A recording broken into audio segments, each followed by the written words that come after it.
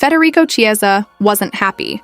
But Arne Slot praises response to squad-cut Liverpool manager Arne Slot has spoken for the first time about the failed transfer of Marc Guehi, admitting that the collapse of the deal on deadline day was nothing short of a pity for both the club and the player himself, as the Reds missed out on a player they had pursued for months to strengthen their defensive options going into the 2025-26 season.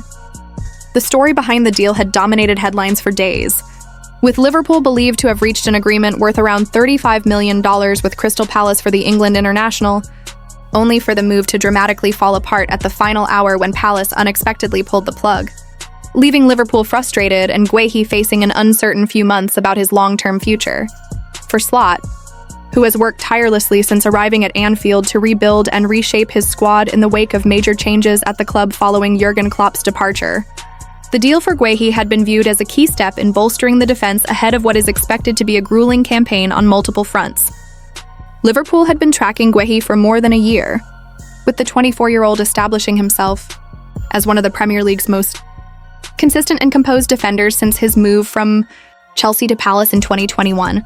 His performances at Selhurst Park had earned him England caps and the reputation of being one of the league's brightest defensive talents, with Liverpool scouts repeatedly highlighting his composure on the ball, aerial strength, and ability to thrive in a high defensive line, attributes Slot values highly in his tactical system.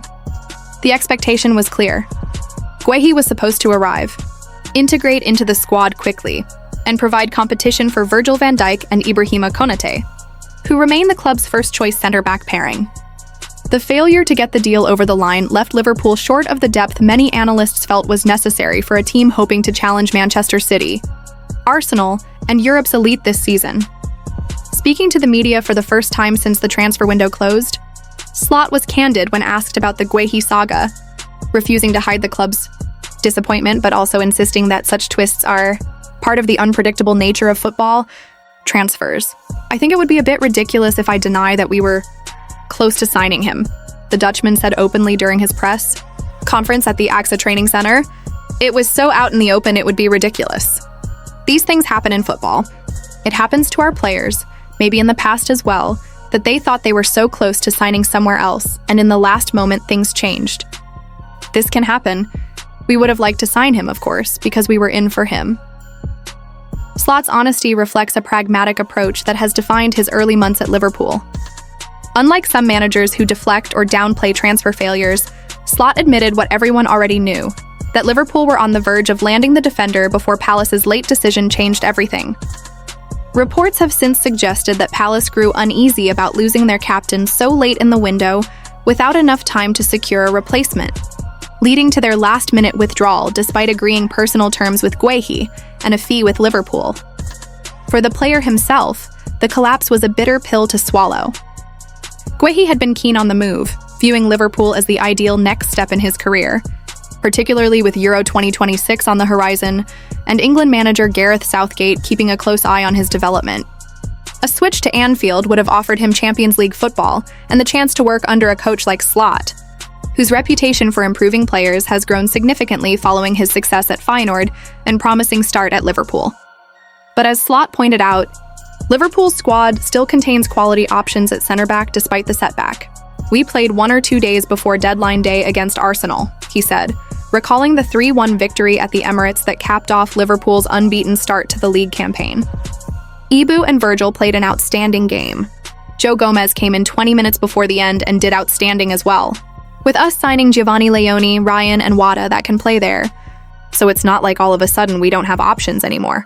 Indeed, Liverpool's defensive core remains strong on paper, with Van Dijk continuing to marshal the backline as captain, Konaté providing pace and physicality when fit, Gomez offering versatility across the defense, and youngsters like Leoni viewed as long-term projects. But critics argue that relying on just 4 senior center-backs, 2 of whom have had injury concerns in recent seasons, is a gamble that could prove costly as the campaign wears on. Former Liverpool defender Jamie Carragher has already warned that the failure to add more depth might blow up in their face if injuries strike at key moments. What Guehi was giving Liverpool was competition at centre-back, Carragher said on Sky Sports. They haven't got that. They've got 2 starters and 2 understudies. If one of the main 2 gets injured, Suddenly you're asking a lot from players who aren't at that same level. The broader context also matters. Liverpool are fighting on multiple fronts this season: the Premier League, Champions League, FA Cup, and Carabao Cup, all while trying to integrate Slot's demanding tactical approach. The Dutchman is known for his high-intensity style, requiring defenders who can hold a high line, press aggressively, and build from the back under pressure. Guehi, in many ways, was the ideal profile to slot seamlessly into that system. Instead, Liverpool will now monitor his situation closely ahead of next summer, when reports suggest he could become available on a free transfer if Palace fail to agree an extension. Slot, however, refused to be drawn into long-term speculation, saying only, "It's a pity, not only for us, but also for the player." But he's in a good place playing at Palace, where he won the Charity Shield and FA Cup with a very good manager. Let's see what the future brings for him and for us. Behind the scenes, Liverpool's recruitment team, led by Michael Edwards and sporting director Richard Hughes, remained calm despite fan frustration over the failed deal. The club believes in a disciplined transfer strategy, refusing to overpay or panic buy even when opportunities slip away. That approach has served them well in the past, with signings like Mohamed Salah, Alisson Becker, and Virgil van Dijk himself arriving after patient pursuits rather than impulsive moves.